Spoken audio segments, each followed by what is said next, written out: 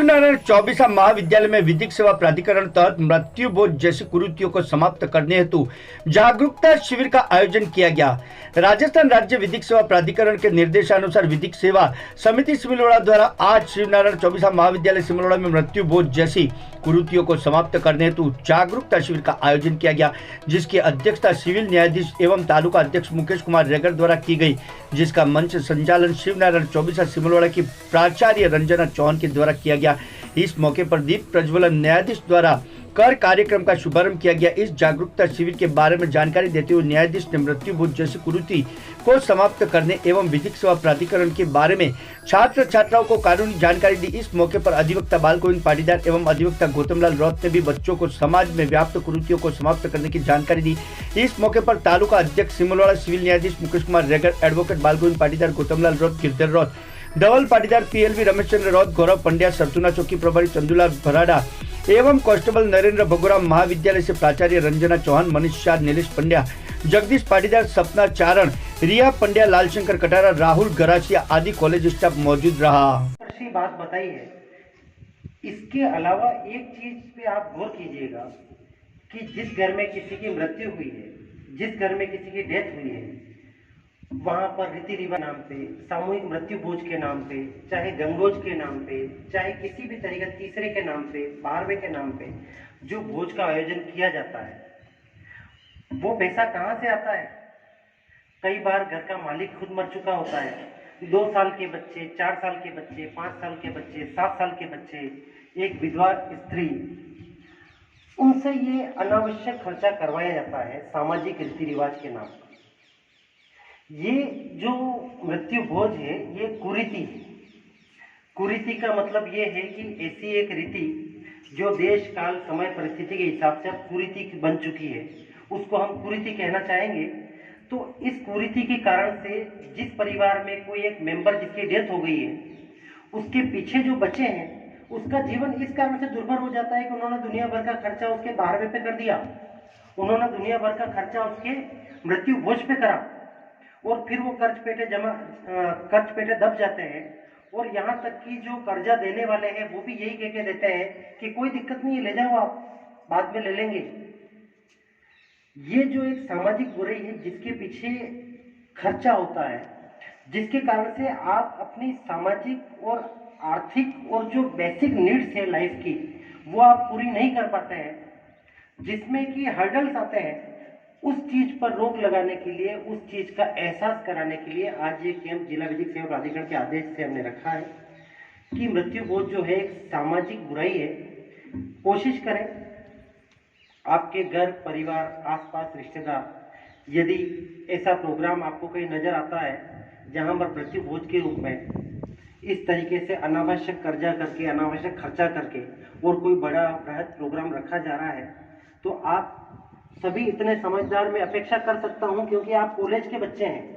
College के बच्चों से ये अपेक्षा की जाती है वो 18 साल से ऊपर होंगे, वो वयस्क होंगे, अच्छा बुरा सोच सकते होंगे, अच्छा बुरा समझ सकते होंगे और अपने परिवार में अपने भी रहते होंगे।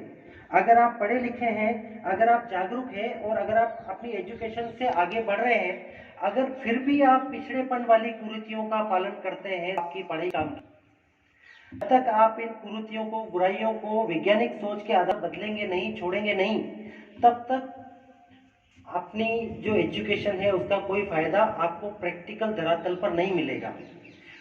पढ़ लिख के भी हम वही कुरीतियों का पालन कर रहे हैं जो एक अनपढ़ आदमी कर रहा है, फिर हमारे में और उस अनपढ़ पर्सन में क्या फर्क हुआ? यहाँ पे आपको आपके बीच में आने का और आपको इस कैंप के माध्यम से ये चीजें बताने का मेन उद्देश्य ये है,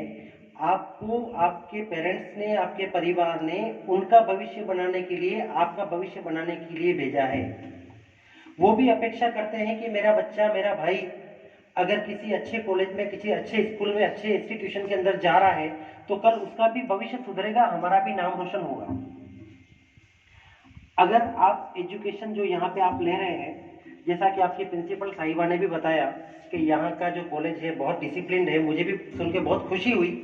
कि शिक्षा डिसिप्लिन में ही हो सकती है, पढ़ाई अनुशासन में ही की जा सकती है। अगर मैं आज अगर यहाँ पे हूँ अगर मेरे साथ जो मेरे साथी अधिवक्ता गण हैं, आपके प्रिंसिपल मैडम हैं, आपके जो टीचर्स हैं जो आपको पढ़ा रहे हैं, उन्होंने कभी न कभी डिसिप्लिन से पढ़ाई की होगी, इसलिए वो आज यहाँ पे हैं। टाइम बिल्कुल इक्वल चलता है, आप उसमें या तो मौज मस्ती कर लीजिए या अपना करियर, अपना परिवार सुधार लीजिए। आपसे इस बात की अपेक्षा की जा सकती है, क्योंकि पढ़े लिखे होने के नाते, एजुकेटेड होने के नाते, एजुकेशन जो आप ले रहे हैं उसके नाते, कि आप चीजों को वास्तविक धरातल पर परखें कि क्या ये जो सामाजिक बुराई है, मृत्यु भोज, क्या ये वास्तव में सही है, क्या ये वास्तव में जरूरी है या गैर जरूरी है।